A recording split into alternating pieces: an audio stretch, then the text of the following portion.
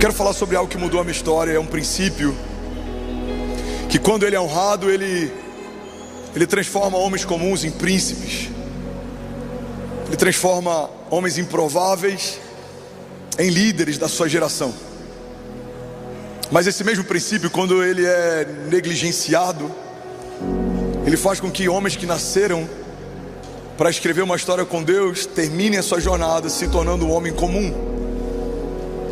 E eu não sei, irmão, qual a tua expectativa, mas a minha expectativa é de morrer completamente vazio, cansado, e cumprir tudo que Deus me chamou para cumprir. Eu quero me gastar e deixar ser gasto. Eu quero pregar enquanto eu tenho voz. Eu quero correr enquanto eu consigo caminhar. Eu quero voar alto como águia. E eu quero ver a bondade do Senhor todos os dias da minha vida, gerando milagres, abrindo portas, liberando favor. E a minha pergunta é: tem mais alguém aqui que quer viver a plenitude de Deus, que quer viver algo com Deus sobrenatural? Alguém comigo aqui? Então o tema da mensagem de hoje é o poder do posicionamento. Eu vou falar de novo, alguém vai pegar isso daqui. Você precisa se posicionar. Fala para quem está do seu lado, você precisa se posicionar. O posicionamento, ele é interessante. O posicionamento de Adão, apesar de estar no jardim, gera não só sobre ele, mas sobre toda a descendência que vem a partir dele, maldição, afastamento, pecado, juízo, julgo.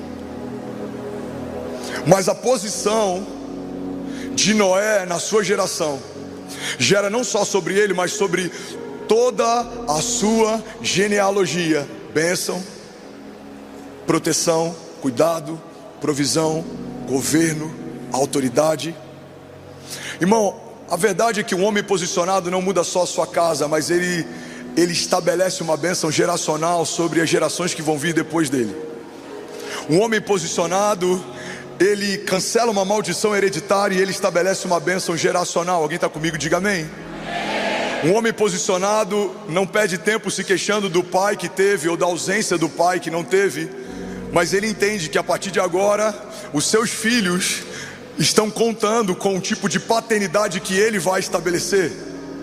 Um homem posicionado, ele entende que o fato de sermos vítimas de algumas circunstâncias não nos dá a oportunidade de assumirmos uma mentalidade vitimista. Um homem posicionado, ele usa o que tem no tempo que está, independente das circunstâncias, e ele estabelece aquilo que ele desejaria viver. Um homem posicionado, ele não tem tempo para reclamar, se comparar. Um homem posicionado está ocupado demais ouvindo os céus. Alguém comigo? Diga amém. Mas o homem fora da posição consegue fazer do jardim um inferno. Um homem fora da sua posição, ele consegue estar vivendo o maior romper da sua história, e ainda assim o seu coração não está contente, porque ele compara o seu romper com quem está rompendo do lado. Ele compara a sua casa com uma casa prosperando do lado. Irmão, guarda isso aqui em nome de Jesus. Grande parte do que vamos viver e do quão saudável nosso coração vai estar não tem a ver com as circunstâncias que nos cercam, mas com a posição que você ocupa. Deus te chamou para uma posição no seu reino, e quando você ocupar esse lugar, todas as coisas te vão bem. Você vai ser feliz e próspero. Eu quero profetizar sobre alguém: você vai ser abençoado na cidade, no campo. Não há quem possa te resistir. Você vai sonhar os sonhos de Deus, você vai falar o que Deus fala, você vai ver o que Deus vê, você vai viver o que Deus desenhou para você. Você vai ter uma fé inabalável a cada nova estação, novos níveis, novas dimensões, novas realidades. Não importa o que pensam, o que te cerca, o que falam, você caminha debaixo de uma palavra, foi impressa no teu interior. Você não se move por circunstâncias, porque você não caminha mais pelo que vê, mas caminha pelo que crê. E a fé que você carrega te torna inabalável.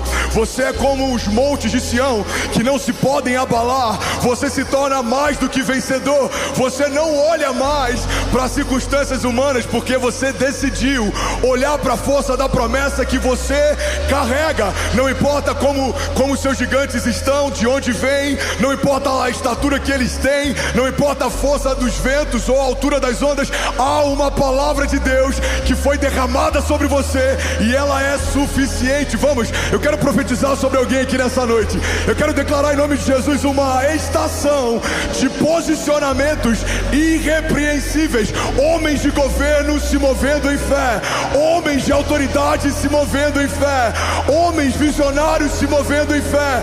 Avançaremos, romperemos e as portas do inferno não prevalecerão contra nós. Alguém comigo aqui em nome de Jesus. O homem posicionado muda a história de uma geração. E é para esse lugar que Deus te chamou. O teu posicionamento é uma resposta de oração para um tempo. Davi se posiciona, Israel é abençoado. Davi sai da posição, toda a sua casa é manchada. Sansão se posiciona, os inimigos são aniquilados. Ele sai da posição, é capturado e feito de palhaço pelos seus inimigos e morre, não se tornando o que Deus o chamou para ser. José se posiciona, não falta comida no Egito e nações se alimentam, porque um jovem foi posicionado. Os irmãos de José saíram da posição, agora estão pedindo favor para alguém que um dia fizeram de escravo. Jesus se posiciona, como uma ovelha foi até o matadouro, não disse uma palavra. Judas sai da posição, se enforcou com a própria corda. Ao longo da história vemos homens que se posicionaram e alguns que saíram da posição que Deus estabeleceu.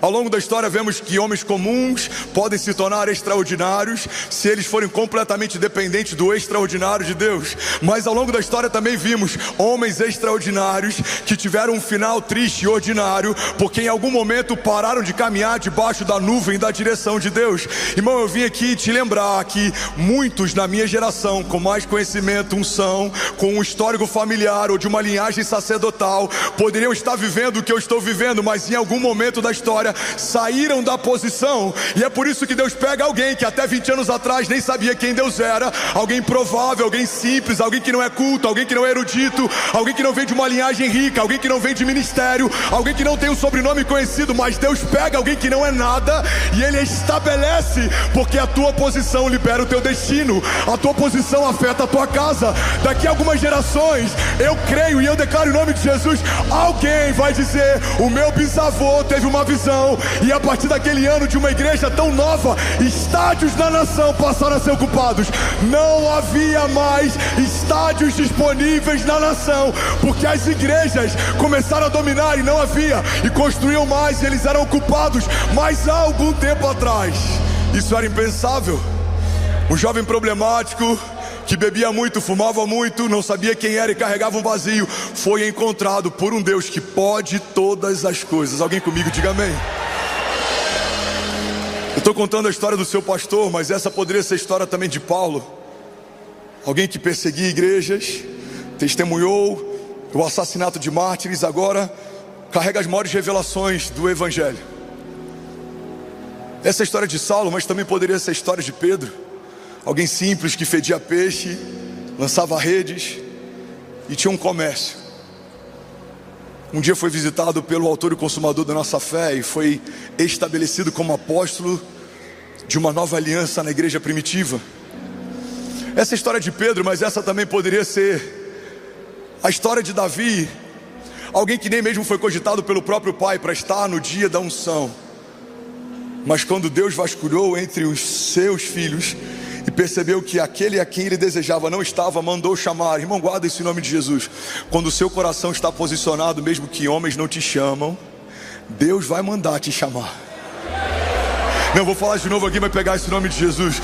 Quando o seu coração está posicionado, não importa se vão lembrar de você, o Deus que te fez, Ele lembra e Ele te chama pelo nome. O copeiro e o padeiro, eles esqueceram de José, mas Deus não se esqueceu de José. Mandou chamar no meio de um cativeiro. Irmão, eu vim aqui declarar que não importa a circunstância, o deserto, ou talvez até o cativeiro, se você permanecer e não desanimar, se você crer e não duvidar, se você avançar e não recuar, a promessa que Deus disse que aconteceria seria. Eu vim declarar que já aconteceu. Alguém comigo aqui, diga amém. Aleluia. Declara comigo, diga a promessa. Diga, já aconteceu. O homem posicionado, ele celebra antes de acontecer. Ele dá graças antes de partir o pão. Porque a multiplicação para alguém posicionado em Deus não é uma opção, é uma realidade. Jesus, ele não agradecia depois da multidão ser alimentada, ele já agradecia pelo simples fato de saber que o Pai ouvia suas orações. Ele vai partir o pão, ele diz: Pai, eu te dou graças, eu te agradeço, porque o Senhor sempre ouve as minhas orações. Ele vai orar por Lázaro, ele fala: Pai, eu te dou graças, porque o Senhor sempre ouve as minhas orações. Irmão, quando você assume a tua posição, milagres, curas, sinais e maravilhas deixam de ser uma opção. Elas vão fluir de você. Você vai ficar, e eu boto entre aspas essa expressão, você vai ficar tão viciado nas maravilhas de Deus que você não vai se contentar com nada abaixo daquilo que só Deus pode fazer. Alguém está pegando isso aqui? Diga amém. Foram tentar parar Neemias, ele está construindo algo impensável. Em dias ele está reconstruindo algo que uma geração não conseguiu em anos. E aí manda um mensageiro tentar distraí-lo, e a posição dele é inabalável. Ele fala: estou ocupado demais com algo que Deus me pediu para fazer. Os mensageiros voltam para quem enviou a mensagem: e aí, cadê Neemias? Ele não quis vir. Por que não? Ele disse que ele está ocupado. Não, ele não deve ter entendido. Vai de novo e convida de novo. E eles vão de novo e convidam de novo. E Neemias responde de novo a mesma resposta que já havia dado. Um homem posicionado não dá acesso a quem não dá destino. Um homem posicionado está tão ocupado com aquilo que está construindo, que não tem tempo para ouvir a opinião de quem nunca construiu nada. Irmão, guarda isso em nome de Jesus. Não receba críticas construtivas de quem nunca construiu nada. O homem posicionado, ele precisa selecionar muito bem as vozes que acessam o teu interior, porque uma voz de conselho pode te tirar da posição. Se Jesus tivesse ouvido o conselho de Pedro, ele teria fugido da cruz. Ele acaba de dizer para os discípulos: olha, é necessário, eu vou ser entregue, eu vou ser traído, eu vou ser morto. E aí Pedro fala: não, mestre, de forma alguma, a gente não vai permitir que isso aconteça. A resposta de Jesus é: para trás de mim, Satanás. A cruz não é um acaso, eu vim para ela. Esse é o plano do meu Pai. Eu sou o Cordeiro estabelecido desde antes da fundação. Antes do pecado manchar a criação, o meu sangue já estava reservado para cobri-los, para lavá-los. Então quando Pedro tenta proteger com zelo, na verdade Pedro está propondo algo que abortaria a redenção. Guarda isso aqui em nome de Jesus, irmão. Pedro, por zelo, está defendendo o engano. Um homem posicionado, ele não cede às pressões da terra, porque ele já viu algo nos céus. Um homem posicionado não depende de circunstâncias da terra, porque ele depende completamente daquilo que vem dos céus. Um homem posicionado deixou de ser um homem natural há muito tempo. Você não se move mais pelo que vê, você se move pelo que viu. Deus te mostrou algo, Deus te prometeu algo, Deus soprou no teu coração algo. E é com esses homens que eu quero falar nessa noite. Alguém está comigo? Diga amém. É sobre isso que eu quero pregar. Você está comigo? Posso começar? Primeiro princípio sobre posicionamento: saber que carrega uma promessa não é uma garantia de que algo vai mudar a tua história. Cada pessoa sentada em cada cadeira desse auditório carrega uma promessa de Deus. Mas o fato de você saber que carrega uma não significa que ela vai ser ativada. O que ativa uma promessa e o que libera um destino não é a quantidade de vezes que eu vi a promessa que Deus me fez, mas é o quão posicionado eu estou para que ela se cumpra. Tem gente que já ouviu várias vezes de Deus promessas, e você se contenta só pelo fato de saber que carrega uma. Irmão, olha para mim, guarda isso em nome de Jesus. Você carregar uma promessa não te diferencia em nada de Judas, ou de Saul, ou de Sansão. Todos carregavam promessas, mas o que vai te tirar de um lugar de alguém que carrega uma promessa, para te transportar para um lugar de alguém que está vivendo uma promessa, é o teu posicionamento. A Bíblia diz: clama a mim e responder-te-ei e anunciar-te-ei coisas grandes e insondáveis que não sabes. A palavra de Deus diz: os homens que confiam no Senhor, eles correm e não se cansam, eles voam com asas como águias, eles enxergam dos céus para a terra. A Bíblia diz: o homem que confia no Senhor, ele é como o monte de Sião, que não se pode abalar, mas permanece para sempre. A Bíblia diz: alguns confiam em carros, outros confiam em cavalos, mas nós confiamos no Deus da nossa salvação. E a pergunta que eu tenho para fazer nessa noite é: alguém aqui nessa noite quer se posicionar de uma forma diferente? Diga amém. Seu posicionamento vai mudar a história dos seus filhos, mas não só da tua casa. Uma geração vai ser diferente porque você se posicionou. Um homem no meio de uma cruzada levantou as mãos e ele se entregou para Jesus. E os relatos da época no diário desse avivalista dizem que naquela noite, em uma cidade, não houve tanta salvação como de costume, mas apenas um jovem foi salvo naquele dia, e o nome dele era Billy Graham. No meio de uma multidão, um avivalista tocou alguém que tocaria uma geração, e a terra nunca mais seria a mesma por causa do seu posicionamento.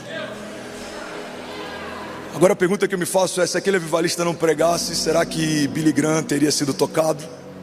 E se ele não fosse, será que os estádios teriam sido tocados? E se os estádios não fossem, será que todos os presidentes americanos nas últimas 3 décadas buscariam conselho num homem de Deus? E se isso não acontecesse, será que algumas coisas não teriam sido diferentes? Irmão, o que a gente precisa entender é que um posicionamento muda a história, mas a ausência de um posicionamento pode criar um buraco numa geração também. Existem famílias à espera do teu posicionamento. Ei, olha para mim, tem alguém à espera do seu testemunho de milagre para passar a crer em milagres. Tem alguém que vai ouvir o testemunho do que Deus fez na tua história e vai passar a crer que Deus vai fazer na história deles também. Alguém comigo aqui? Tem alguém que vai ouvir aquilo que Deus está fazendo, como Deus está te conduzindo, como Ele está te guardando, e ele vai passar a crer, e ele vai passar a se entregar, e a entrega dele vai gerar novos milagres, e algo vai acontecer. Alguém comigo? Diga amém. João 15:8 diz: o meu Pai é glorificado pelo fato de vocês darem muitos frutos, e assim serão meus discípulos. João 15:8. O meu Pai é glorificado pelo fato de. A Bíblia está dizendo que o que glorifica a Deus não é só o fato de frutificarmos, mas é o fato de frutificarmos de forma superabundante, porque dessa forma nos tornamos discípulos de Deus. Irmão, você não foi chamado por Deus para receber só uma medida que vai ser derramada sobre a tua casa. Você precisa entender que é algo que vai além de você. Existe uma bênção de Deus que vai ser derramada sobre você, mas ela vai escorrer sobre quem está perto de você. Existe uma provisão de Deus que vai ser confiada em você, mas ela não é só sobre você, ela precisa tocar pessoas que estão no seu entorno. Alguém está pegando isso aqui em nome de Jesus? É por isso que muitas vezes me incomoda quando pessoas tentam criticar a velocidade, ou o tamanho, ou a visão, ou a excelência. Eu estava gravando um podcast essa semana, e aí eles estavam citando matérias que saíram na Globo, ou que saíram no UOL, falando sobre a nossa visão. E em um dos trechos da matéria, o jornalista diz: essa igreja é megalomaníaca. E aí a pessoa no podcast falou: o que você tem a dizer sobre a cobrança desses ingressos tão caros para esse evento? E eu comecei me justificando. Eu falei: olha, quando a gente vai viajar, a gente precisa pagar um ticket para embarcar no avião. Quando a gente vai fazer tal evento, a gente precisa. E eu comecei a tentar me justificar, e aí Deus falou comigo: para de se justificar e confronta quem te confronta. E aí do nada, você vai ver esse corte. Eu falei: agora, irmão, quer saber? Eu falei com ele: eu acho pouco um estádio. Numa nação em que 70% da população se diz cristã, eu acho que só um estádio alugado no 31 de dezembro em São Paulo denota algo. Há uma omissão por parte dos cristãos, porque não deveria haver estádio suficiente para que a igreja de Jesus ocupasse. Eu acredito que vai chegar um momento, se nós nos posicionarmos, em que as prefeituras vão dizer: olha, a Avenida Paulista a gente tem que deixar deixar para a igreja, porque não há outro lugar em que mais de 10 milhões de pessoas se reúnam. Então esse show coloca em outro bairro, porque os melhores espaços da cidade estão reservados para a igreja de Jesus. Alguém comigo aqui, diga amém. O que você acha, pastor? Eu acho pouco. Eu acho que a gente ainda não entendeu. Eu acho que tem gente achando que ainda é sobre um evento, é sobre uma ocupação, é sobre uma mensagem. Irmão, você já parou para pensar que há uma possibilidade de no dia 31 de dezembro, nem que seja por 1 minuto, um culto cristão passar o Ibope da Globo numa transmissão de virada de ano? Você já parou para pensar? Vamos pensar um pouco junto aqui. Que se isso acontecer, outras emissoras podem falar: não, peraí, talvez não seja uma má ideia dar espaço para a igreja no nosso canal. Você viu o que aconteceu dia 31 de dezembro? Já tem outros clubes que entraram em contato comigo. O diretor de um clube falou: Pastor André, o nosso clube está à disposição caso a igreja queira fazer algo. A gente precisou de muito esforço para entrar, mas eu creio que em algum momento eles vão dizer: entrem, porque nós entendemos que não há nada mais poderoso do que a igreja de Jesus posicionada. Alguém comigo aqui, diga amém. Aleluia. Mas o que fere a igreja? A própria igreja. Tem mais soldados mortos em combate por fogo amigo do que por fogo dos nossos inimigos. Aí um dos pastores, eu nem ia falar sobre isso, mas eu senti de falar e eu vou compartilhar. Eu estou em casa, amém? Quem fala o que quer, ouve o que precisa ouvir. Aí citaram: pastor fulano de tal, da comunidade tal, diz que tudo isso é sobre lucro, a igreja se tornou um comércio. Pastor, o que você pensa sobre? Primeiro, eu não sei quem ele é. Talvez se ele começar a fazer algo relevante a ponto da gente ouvir falar sobre, eu saberia. Mas provavelmente ele tem muito tempo criticando quem está construindo algo muito grande, e por isso a gente não sabe ainda quem ele é. Mas uma coisa eu sei. Quem não está construindo sempre tem uma opinião sobre a construção de quem está. Quem não está visionando sempre tem uma opinião sobre quem está. Quem não está avançando sempre tem uma opinião sobre quem está. Mas estamos posicionados como Neemias. Estamos ocupados demais, fazendo o que Deus nos chamou para fazer. Não dá tempo para sair da obra. Deus está nos chamando para uma coisa nova. Alguém comigo, diga amém.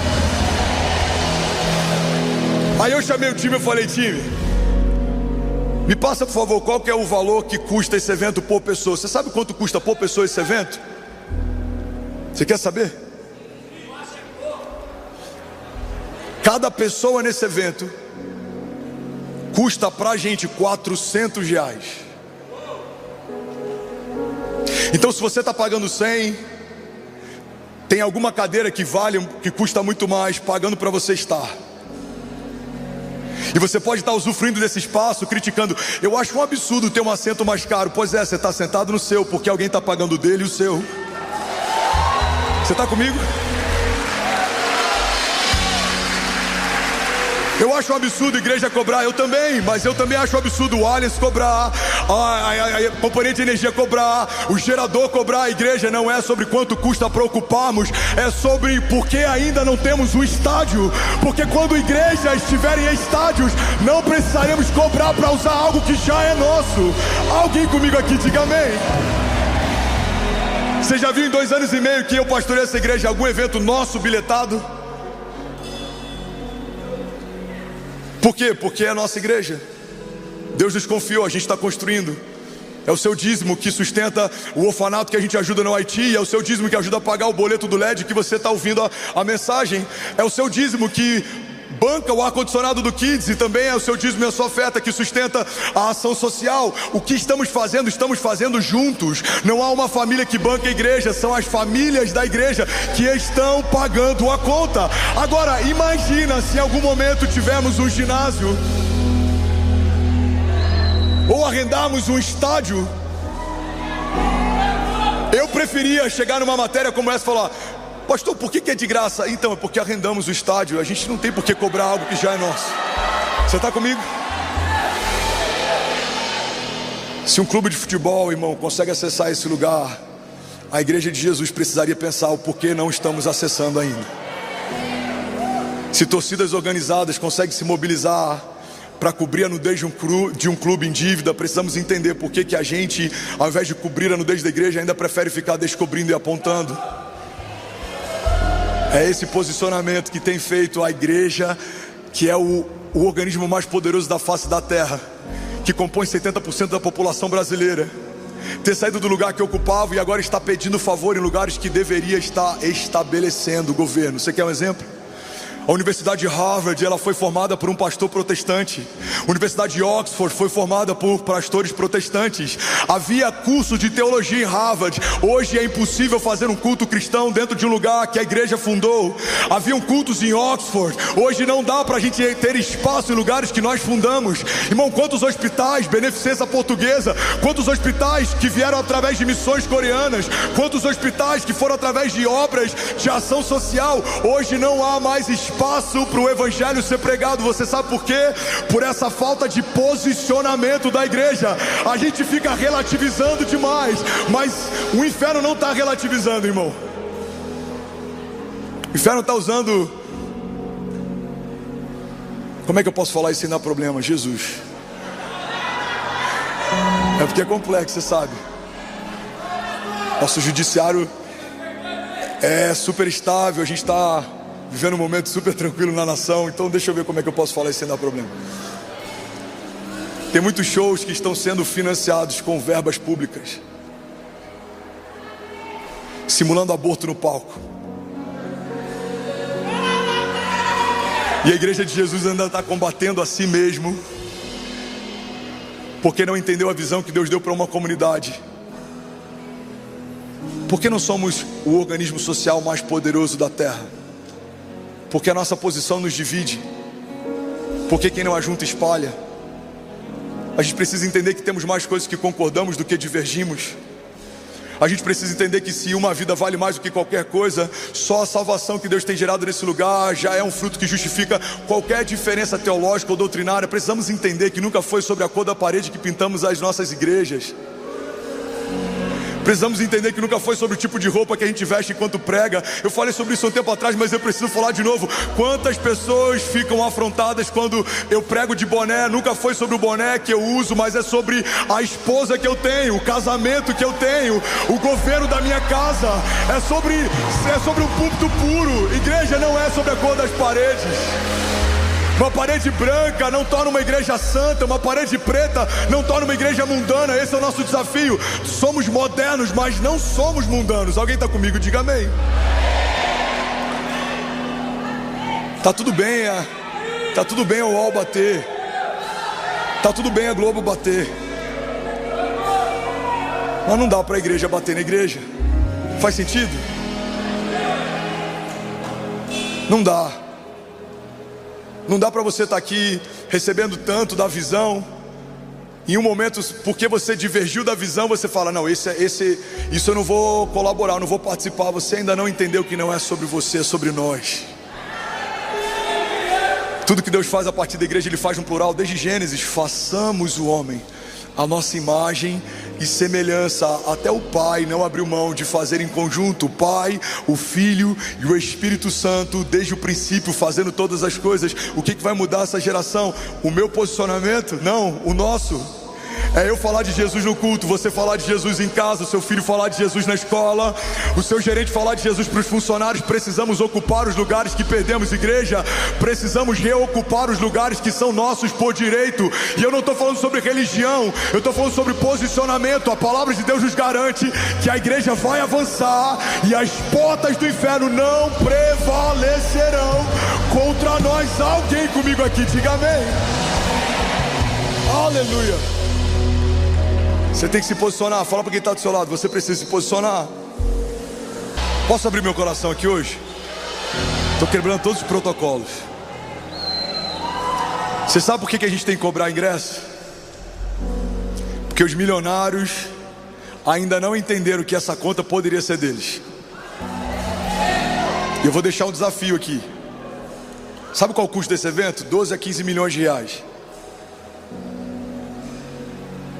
E o que está no meu coração para o ano que vem é: se alguns homens de governo se posicionarem, a gente poderia abrir 2 estádios sem que ninguém pagasse nada e convidar as igrejas para participar. Alguém está comigo?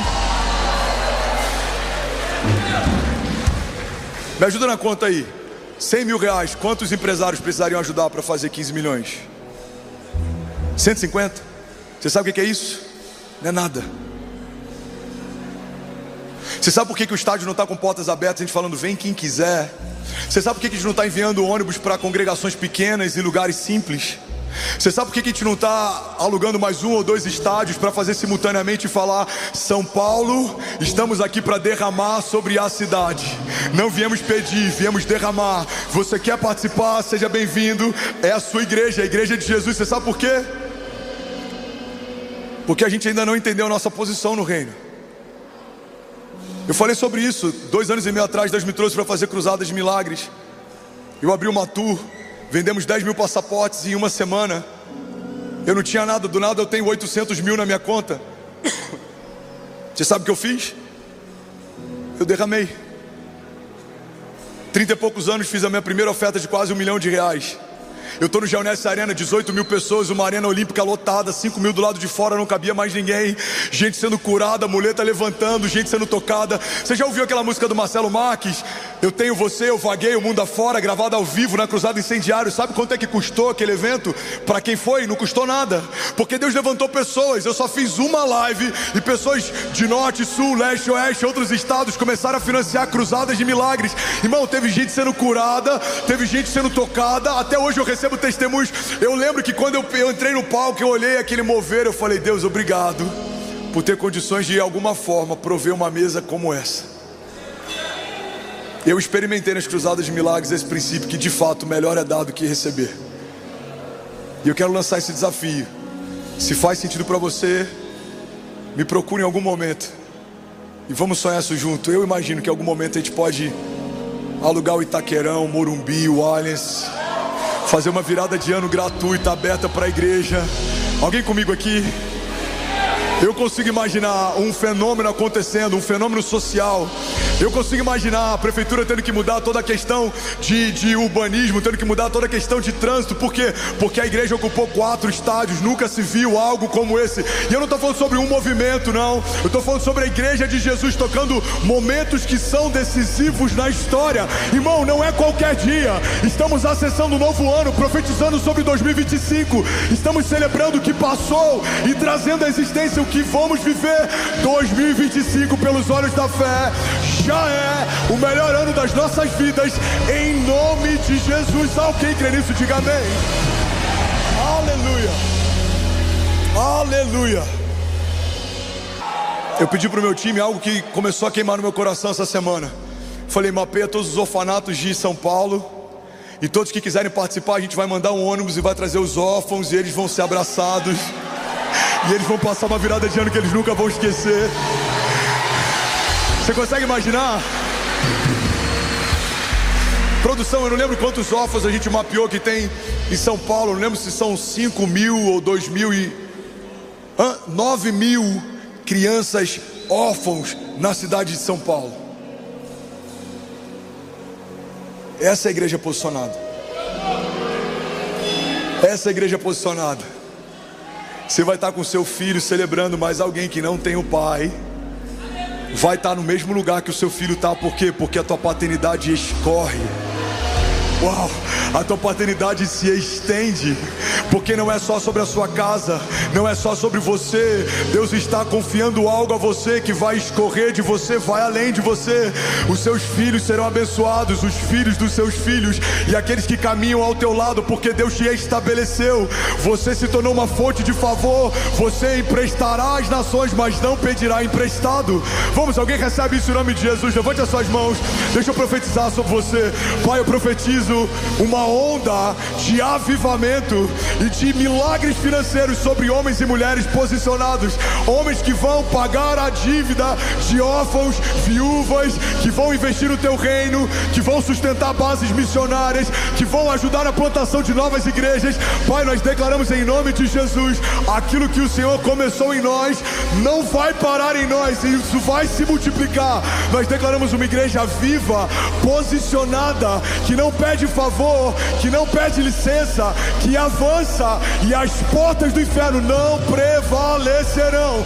Nós declaramos sobre as ruas de São Paulo e sobre os céus do Brasil uma onda de avivamento sem precedentes na história, que se abram os estádios, que se abram as portas, que se abram as avenidas, que se abra o mar para a igreja de Jesus passar. Avançaremos em fé, romperemos em fé, e não há quem possa nos resistir. Essa é a nossa oração, Pai, essa é a nossa declaração de fé, e nós já te agradecemos em nome de Jesus. Se você crê nisso, diga amém. Você pode celebrar Jesus no seu lugar. Vamos, igreja, se for para Ele, a gente pode fazer melhor. Exalte a Ele, exalte a Ele.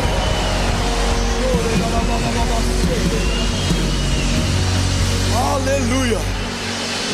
Alguém pode dizer ainda bem que eu vim em Jesus? Existe um princípio que gera muito temor em mim. O entendimento de que se Deus não puder contar comigo, Ele usará outro para fazer história. Eu já falei sobre isso há algum tempo atrás. Eu lembro de uma visão que eu tive, e eu via Deus chamando famílias como se fosse um alistamento, eram filas. Eu estava ansioso para que Ele chamasse o meu nome, e Ele chamou família Fernandes. E eu olhei para trás, estava a Kezinha e os nossos filhos, e aquilo me deu uma paz. É como se Deus falasse: filho, se eu voltasse hoje, toda a sua família estava alistada. Servo bom e fiel. Irmão, no final da nossa história é sobre isso, porque a nossa vida é efervescente. A nossa vida é efervescente. Você pode ter uma fortuna, mas por mais que ela seja extraordinária, ela dura algumas décadas. Isso é muito pouco para quem foi gerado na eternidade. Você pode ter dons e talentos, mas se você usa só para o seu ofício, isso é muito pouco comparado àquilo que Deus confiou a você. Deus te chamou para algo que vai além de você. Deus te chamou para algo que vai além de uma geografia. Deus te chamou para ser resposta de oração para um tempo. Deus te chamou para que você seja fonte de recursos para quem precisa. Alguém está comigo? Diga amém.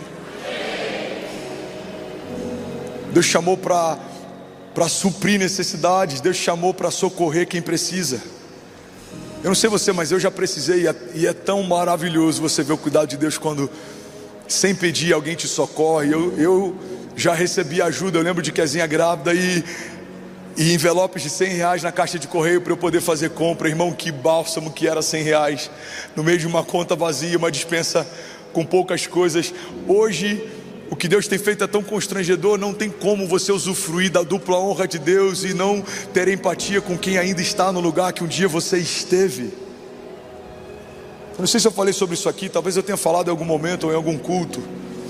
Eu estava pregando em Orlando uns 4 anos atrás, e eu estava falando sobre como as cicatrizes geram empatia. Uma das coisas mais poderosas que a gente vive quando vence um deserto é o fato da gente saber o que outros estão passando, porque a gente um dia já passou por aquilo. Alguém já passou por algum deserto que você foi marcado e você não consegue ser insensível quando vê alguém passando pelo que você passou? Eu estava pregando sobre isso, e eu falei, e eu dei meu testemunho quando a gente foi despejado. Eu perguntei: tem alguém aqui que tem a possibilidade de ser despejado? Se tem alguém, levanta a mão. E aí uma pessoa levantou a mão na primeira fileira, e era alguém do meu staff. Eu lembro que eu olhei para ele e falei: filhão, você? Por que você não me falou, cara? E aí eu falei: tem alguém nesse auditório que paga a conta dele? Alguém disponível? Aí uma pessoa levantou a mão lá no fundo. Eu falei: você pode pagar o aluguel dele? Ele nem perguntou quanto que era. Falou: posso. Eu falei: então vem correndo, dá um abraço nele. Os dois se abraçaram e começaram a chorar. E aí eu fiz uma pergunta. Eu chamei ele e falei: qual que é o seu nome? Aí ele falou o nome. Eu falei: você já foi despejado alguma vez?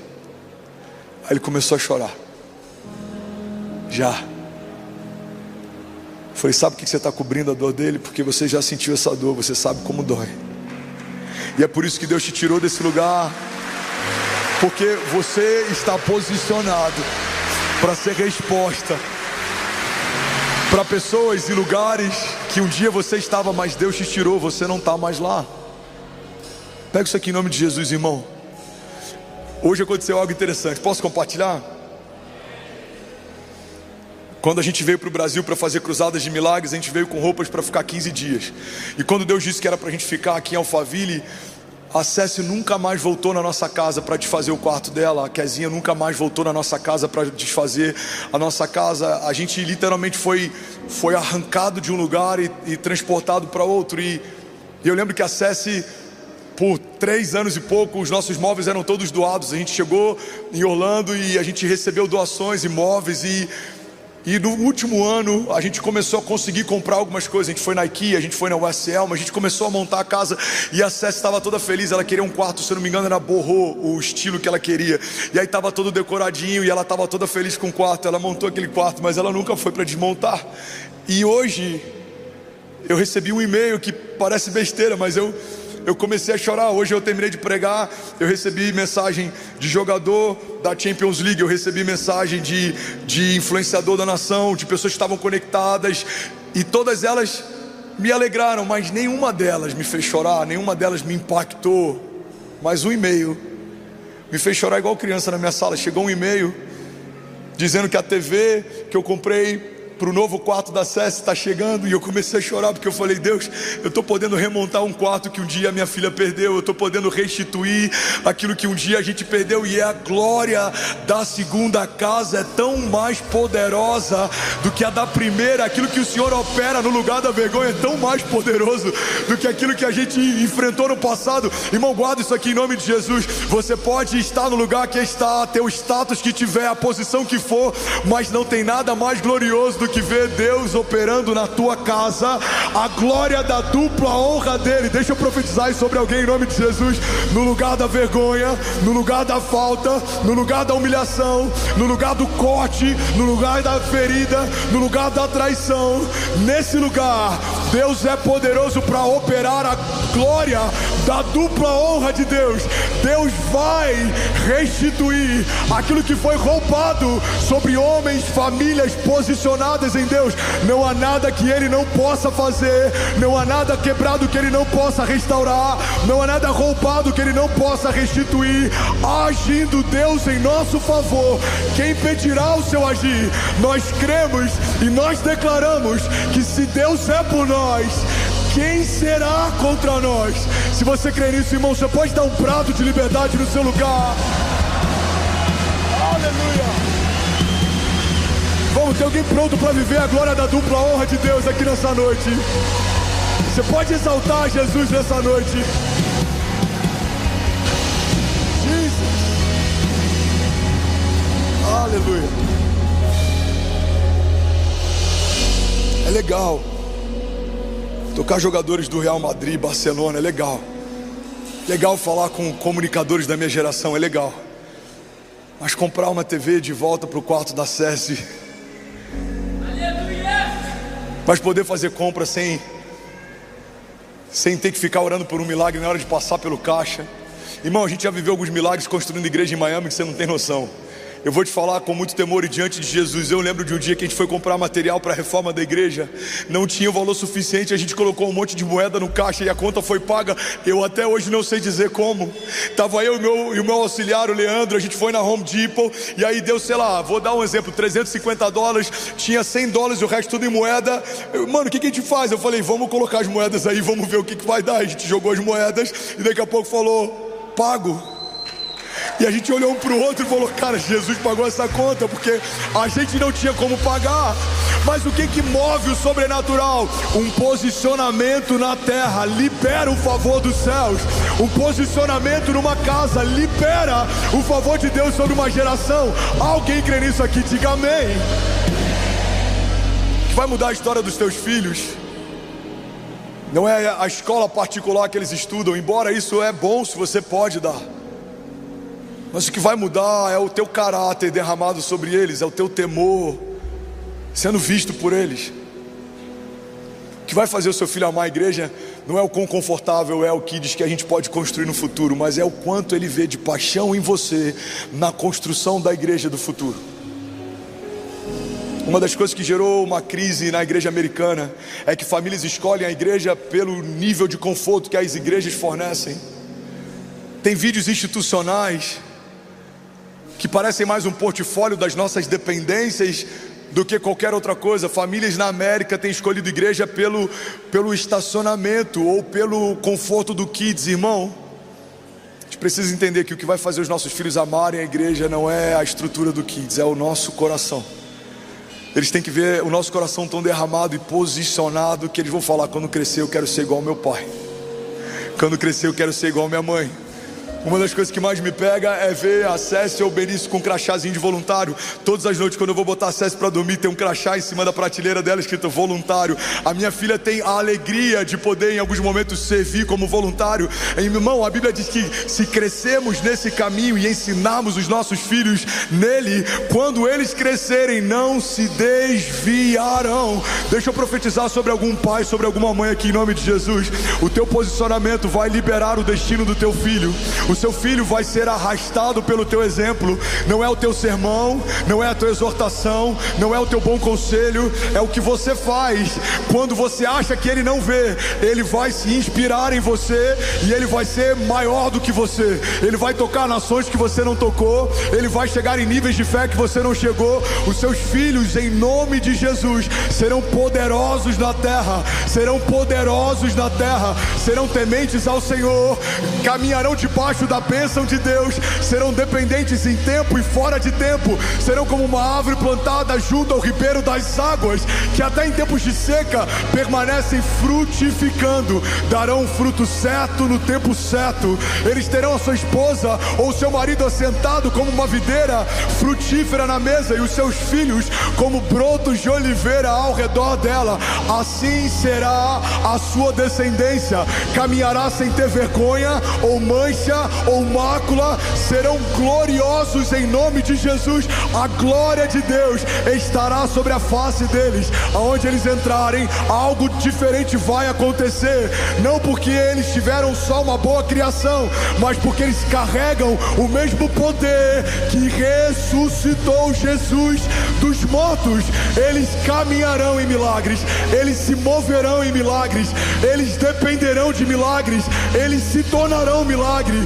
E o testemunho dos seus filhos vai edificar o testemunho dos seus netos, e os filhos dos seus filhos, e os filhos dos filhos dos seus filhos, até a 1000ª geração caminharão debaixo da bênção de Deus, porque em 2024 você decidiu se posicionar, e a tua posição é como uma semente no reino de Deus. Ela sai do seu bolso, da sua mão, mas não sai da tua história. Cada lágrima é uma semente, cada tempo servindo ao Senhor é uma semente. Tudo que você tem derramado no reino de Deus será colhido pelas gerações que virão depois de você. Daqui a algumas décadas não estaremos mais aqui, mas os nossos filhos colherão os frutos que estão sendo semeados nesses dias. Eu declaro em nome de Jesus, homens poderosos na terra, que governam bem. As nossas filhas serão mulheres sábias, que não destroem o lar com a própria mão, mas têm sabedoria de Deus. Você e a tua casa permanecerão de pé, não serão abalados, e as portas do inferno não prevalecerão. Se alguém crê nisso aqui, irmão, você pode fazer barulho no seu lugar.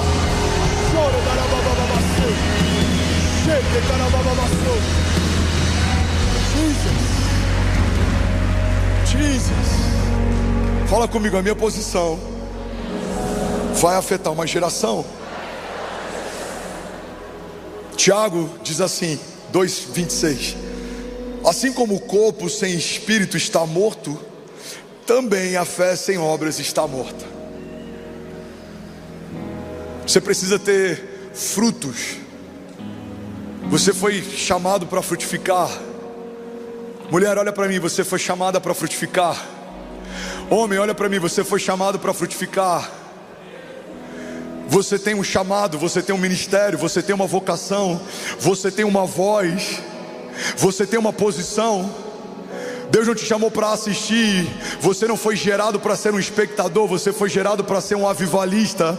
Você foi gerado para ser uma voz que clama no meio de uma geração perdida. Você foi chamado para dar destino. O teu conselho vai liberar a história de alguém.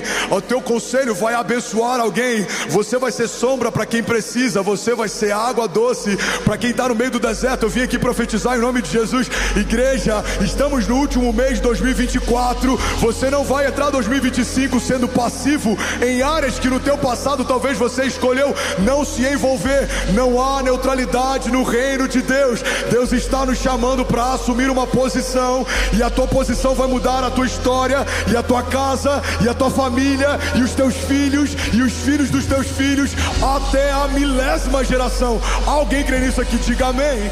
E aí, tudo bom? Você acabou de assistir uma mensagem aqui do nosso canal. Eu tenho certeza que ela te edificou e que ela vai gerar algo novo em você. E a gente separou mais 2 vídeos. Eu quero deixar essas indicações aqui para você continuar queimando com Jesus. E eu quero muito te fazer um pedido também. Se essa mensagem te edificou, comenta aqui embaixo, segue o canal e me ajuda a compartilhar para que mais pessoas sejam tocadas também. Deus te abençoe. Tocadas também. Deus te abençoe. Tocadas também. Deus te abençoe. Tocadas também. Deus te abençoe. Tocadas também. Deus te abençoe. Tocadas também. Deus te abençoe. En mi boca está el poder de la vida y de la muerte.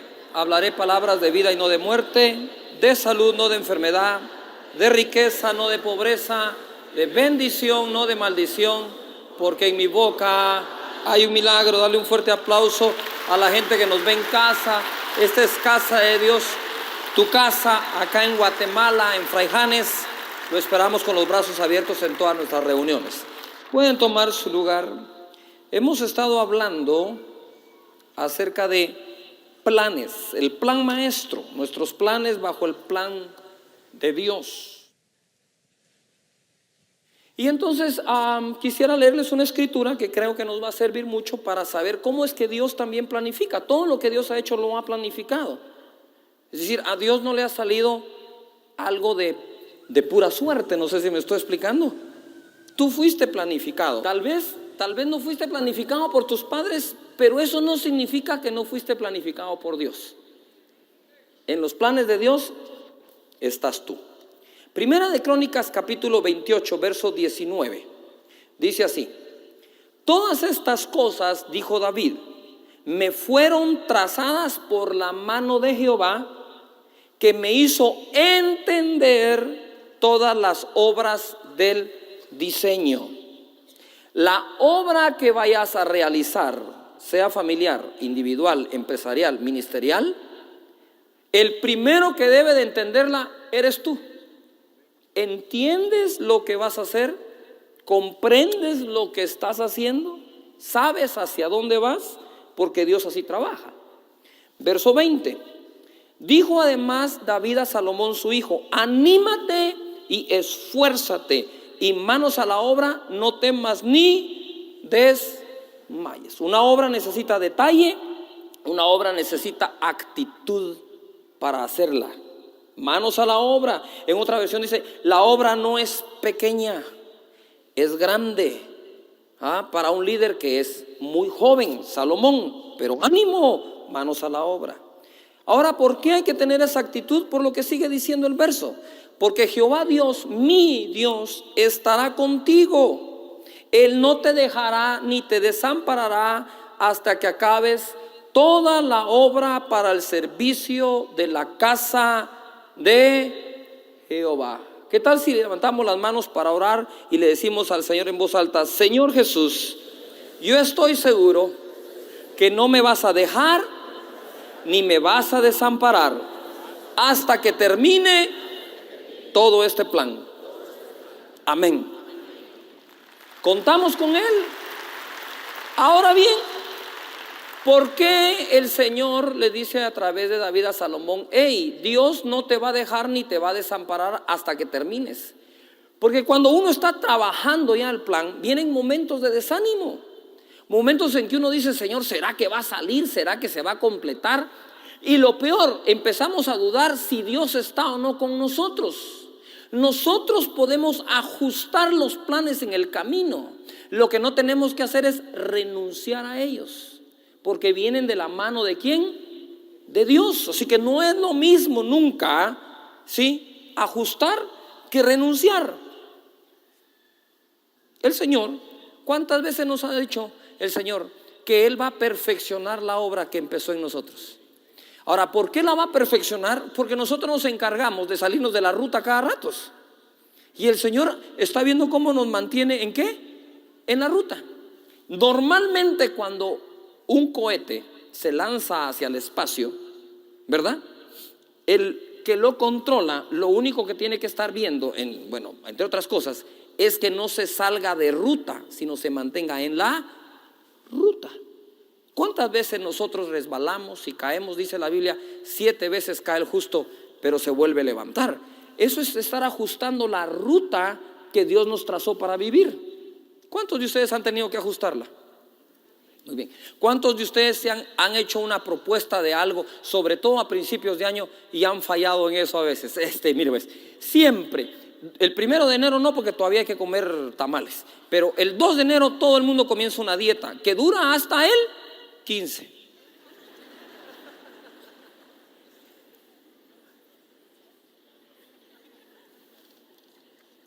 ¿Cuántas veces te has inscrito en el gimnasio y has terminado el programa al que te metiste? Y todo es fiesta. Estoy yendo al gym. Ahora estoy en el gym, ¿verdad? Y hago gimnasio y estoy pilas y me propuse. Al primer fin de semana, en el primer grupo que te dicen es hora de la refa, decimos aquí, ¿va? Es hora de la merienda. Adiós el gym. Adiós la dieta. Nosotros tenemos que tener un poco más de carácter para mantener metas tan pequeñas como esas. Hay que mantenerlas, hay que sacar carácter para lograrlas. Pero creo que hoy te va a hablar Dios de algo que va a ser muy importante para tus metas, tus propuestas. Entonces, primero, que esté bien trazado. Segundo, que exista el buen ánimo. Tercero, la confianza en que Dios no te deja. Y 21, verso 21. He aquí los grupos de los sacerdotes y de los levitas para todo el ministerio de la casa de Dios. Estarán contigo en toda la obra. Asimismo, los voluntarios e inteligentes. A ver, diga conmigo, servir a Dios es de inteligentes. Yujo. Claro, tiene buena recompensa, es inteligente el que lo sirve. Para toda forma de servicio, y los príncipes y todo el pueblo para ejecutar tus órdenes. La primera cosa es, debo tener bien trazado lo que quiero hacer. Segundo, debo tener la actitud correcta para hacerlo. Tercero, debo de confiar que Dios no me va a dejar, no importa qué pase en la trayectoria. Y cuarto, debo de confiar que Dios va a dar los recursos para lograrlo. Jeremías 29:11 es una escritura que han estado escuchando los últimos servicios, las últimas reuniones. Se las leyeron en la versión al día, pero yo se las voy a leer en la versión 1960 y voy a utilizar el original del lenguaje original. Dice así en el verso 11, Jeremías 29:11. Porque yo sé, ¿qué dice ahí? Los pensamientos que tengo acerca de vosotros, dice Jehová, pensamientos de paz y no de mal, para daros el fin que esperabais. La otra versión dice, yo sé los planes que tengo para ustedes, planes de bien y no de mal, para darles el futuro que están esperando. Pero el original como tal no dice planes, dice pensamientos. Esa palabra que significa pensamientos también significa imaginación e intenciones. Lo que Dios está diciendo acá es, yo sé las intenciones que tengo para ustedes, los pensamientos que tengo para ustedes, que son de bien y no son de mal. Pero también podría traducirse a planes. Pero no existe un plan sin antes no existe un pensamiento. Tus planes van a reflejar tu manera de pensar. Si yo no cambio mi manera de pensar, mis planes van a ser los planes de cualquier otra persona. ¿Se recuerdan cuando Jesús decía, mas los gentiles buscan todas estas cosas, pero ustedes, Él espera que los que son discípulos de Él piensen diferente a los que no lo son? Les voy a dar un ejemplo. ¿Cuántos de ustedes saben esa escritura donde Dios dice: y todo lo que me pidas en oración creyendo, te lo daré? ¿Cuántos saben esa escritura? O sea, ¿cuánto podemos pedir a Dios? ¿Cuánto? ¿Y cuánto nos va a dar Dios de todo lo que pidamos? Todo. Muy bien. Pero también dice otra escritura: pero Dios da más abundantemente de lo que pides o entiendes, según el poder de Dios que actúa en ti. O sea, dentro de ti, que está la naturaleza divina, dentro de ti actúa un poder que no actúa en otros, porque tienes al Hijo de Dios viviendo dentro de ti, porque has nacido de nuevo, porque tienes su Espíritu Santo, eres casa y templo de Dios. ¿Me estoy explicando acá? Entonces, ojo acá. Tú no puedes hacer un plan de ventas igual que la persona que no cree en Dios y no confía en Dios y no cree en esa palabra. ¿Por qué? Porque el plan de ventas de él va a ser únicamente hecho de acuerdo a las cosas y técnicas que este mundo enseña. Pero a la par estás tú, que tienes los versos en la Biblia que dice: pídeme todo lo que quieras y yo te lo daré.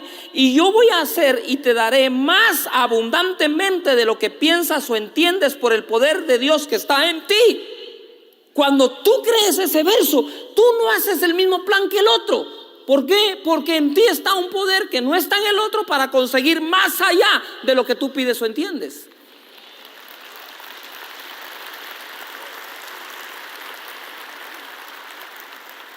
La pregunta que te quiero hacer para que reescribas tu plan, si es necesario, para esta temporada, es: ¿has hecho los planes y has escrito los planes de acuerdo a los pensamientos de Dios o de acuerdo a los pensamientos que este mundo te enseñó?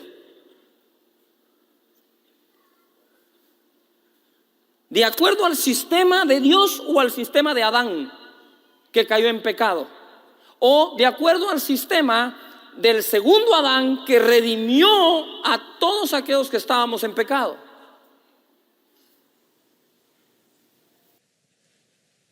Verso 12, mira lo que dice verso 12, que es lo que no se lee en este verso normalmente. Se habla de planes de bien y mal, pero el 12 como que lo dejamos por ahí. El 12 dice: entonces me invocaréis y vendréis y oraréis a mí y yo os oiré.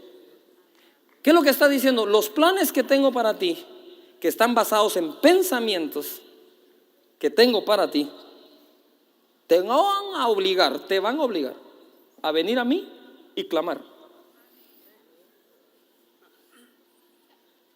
Hey Josué, necesito que derribes Jericó. Ah, Padre. Moisés, necesito que pases el mar rojo con el pez. Señor. Yuhu. Te obliga a clamar.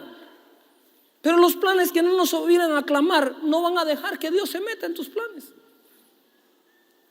Reescribe el plan. Hazlo por el doble de lo que estabas pensando.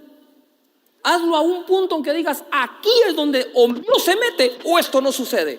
Y Dios está listo para escuchar tu oración.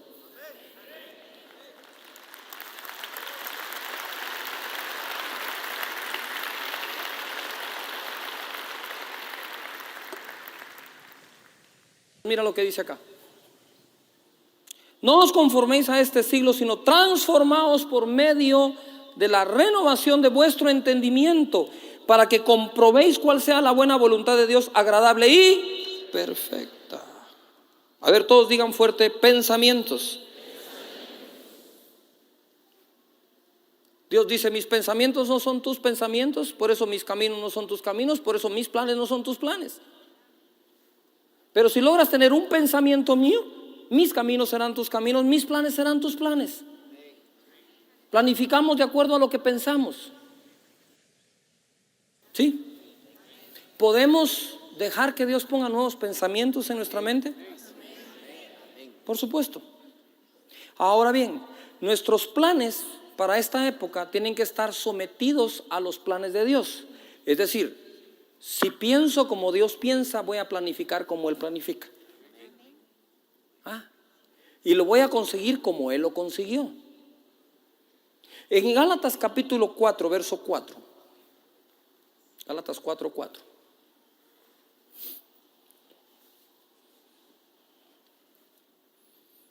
Dice así: pero cuando vino el cumplimiento del tiempo, Dios envió a su Hijo, nacido de mujer y nacido bajo la ley, cuando se cumplió el tiempo.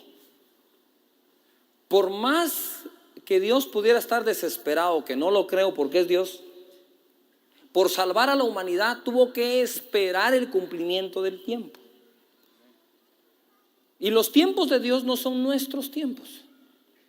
¿Me estoy explicando? Pero cuando nuestros pensamientos logran ser sus pensamientos, o los de Él los nuestros, entonces nos conformamos más a sus tiempos. ¿Me estoy explicando acá?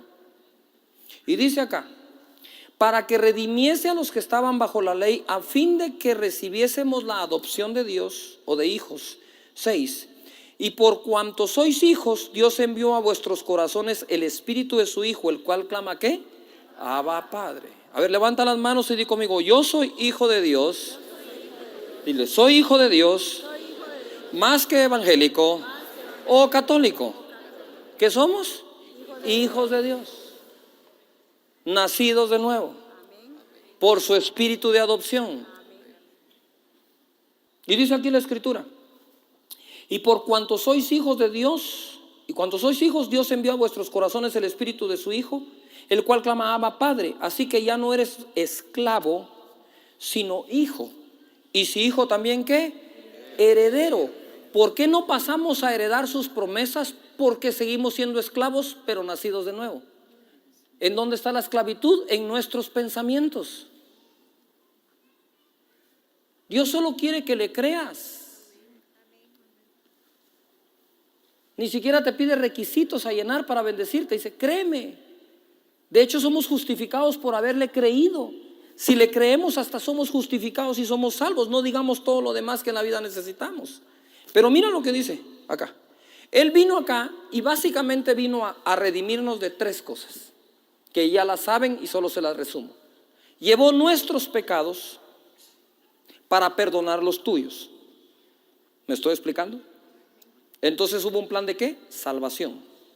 Y lo ejecutó en Jesucristo. Luego, por su herida nosotros fuimos ¿qué? Curados o sanados. Hubo un plan de ¿qué? Sanidad. Entonces nos viene a sanar. Y dice, por su pobreza nosotros fuimos ¿qué? Enriquecidos. Él vino a liberarnos de la esclavitud, de la pobreza y la miseria también, para bendecir nuestra vida. ¿Me estoy explicando? 3, a ver, diga conmigo, salvación, sanidad, bienestar. Él vino a darnos una vida y una vida en abundancia. Ahora pongan atención. Ese fue el plan de Dios, ¿estamos de acuerdo? El plan de Dios fue ¿qué? Salvarte. Entonces tú tienes que hacer un plan de santificarte. Para que tu plan esté bajo la cobertura del plan de Él. Si Él me perdonó de mis pecados y me salvó, entonces yo voy a hacer un plan de santificación, porque la respuesta a la salvación es la santificación. ¿Todavía está acá? Dentro de tus planes incluye plan de santificación. Es muy sencillo. Un plan de santificación incluye, no voy a visitar los lugares donde más tentación hay. ¿Por qué? Porque no confío en mi carne. Es traidora. Mi carne quisiera volverme a condenar, mandarme al infierno, pero mi espíritu no. El plan de santificación incluye qué amistades tengo y cuáles evito. Voy a tener las amistades que edifican mi vida y me bendicen. Ahora bien, ¿cuántos creen que Dios hizo un plan de sanarte? Por su herida fuiste ¿qué? Curado. Adiós el cáncer, los tumores, la esterilidad, la presión alta. El Señor hizo el plan para sanarte. Entonces, bajo ese plan de sanidad, escribe tu plan de salud. Para que tus planes estén de acuerdo a los de Dios. Si Él me quiso sanar, yo como para no enfermarme. Yo hago ejercicio para no enfermarme. ¿Por qué? Porque mi plan responde al plan de Él. Porque sus pensamientos habrán de ser mis pensamientos. Sus caminos quiero que sean mis caminos. Y sus planes que sean mis planes. ¿Yuhu? Entonces cuando tienes ganas de comer todo lo que es malo, tú dices, toda esa comida no está en mis planes. Porque mi plan es de salud, de bien y no de mal. Porque el Señor me vino a hacer un bien y no un mal. Si con su pobreza Dios te sacó de la tuya, haz un plan económico. No le voy a deber nada a nadie. Ese es un plan bendecido por Dios. Pero no te animas a no adquirir deudas. Eres tentado por el afán de este siglo y el engaño de la riqueza. Por eso es que dices una nueva deuda. Tengo que comprar el carro del año para echar chile, decimos aquí en Guatemala, para ¿verdad? Para que todo el mundo mire. Sí, cuando miren que te están quitando el carro que no pudiste pagar. Si puedes, qué bueno. Y si no, no es el tiempo. Ya va a llegar el tiempo. Pero ¿cómo sé que llegó el tiempo? Cuando no violó sus principios para adquirirlo.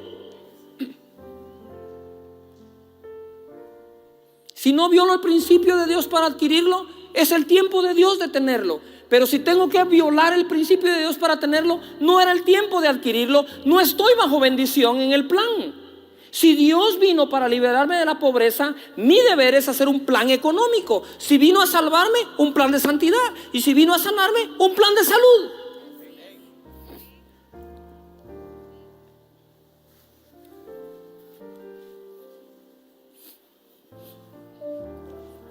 ¿Por qué estás en el gimnasio? ¿Por qué corres? ¿Por qué haces ejercicio? Porque tengo un plan de salud bendecido por el plan de sanidad de Dios.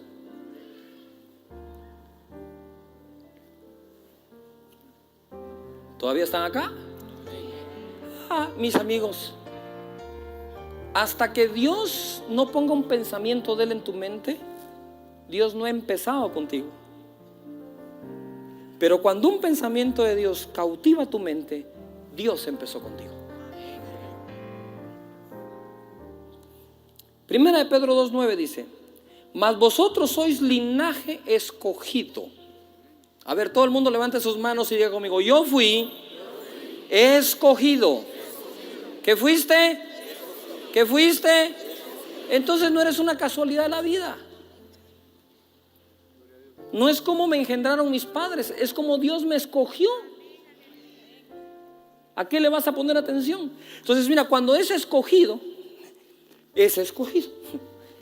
No sé, pero mi mamá me llevaba a mí al mercado de pequeño. Y hay que ver con qué celo escogen la verdura o la fruta. No sé si ustedes han vivido eso, ¿verdad? Agarran el pobre, hay un zapote, cuando usted lo encuentra todo así, es porque todo el mundo lo hizo así para ver si estaba bueno. El pobre zapote quedó así, de que todo el mundo lo probó. Agarran la naranja, vos, pero eso está buena, es fresco. ¿Cuándo te lo trajeron? Y escogen ustedes, ¿verdad? Mira, quiero una docena de jocotes, pero los escojo yo, ¿verdad? Va, escógelos pues. Y ahí los escogí, unos los más duritos, ¿verdad? Unos verdecitos para que vayan madurando en el camino, para que no, ¿verdad? Uno escoge. Pues cuando el Señor vino,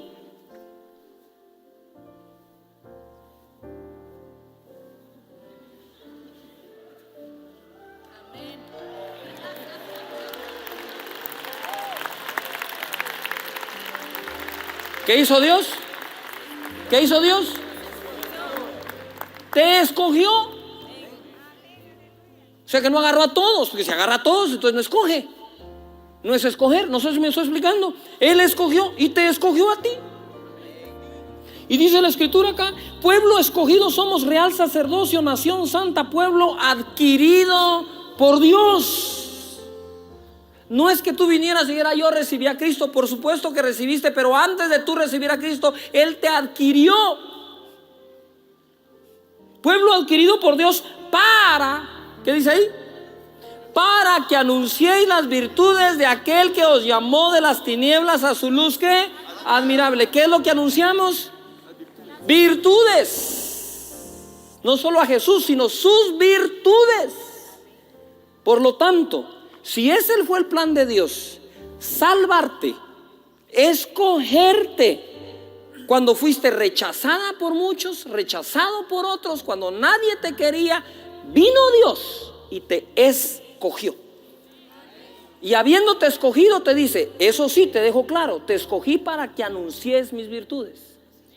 Entonces el plan de Dios era escogerme para anunciar sus virtudes. Entonces tengo que hacer yo un plan que coincida con el de Él. En tus planes planifica tu plan de santidad, tu plan de salud, tu plan económico y tu plan de servicio. Porque esos 4 planes están bajo los planes de Dios. Eso fue lo que Dios planificó para ti y eso planifica tú abajo de sus planes. Y Dios va a bendecirte este año como en todos los años anteriores no lo ha podido hacer por falta de esos planes. Dáselo fuerte al Rey.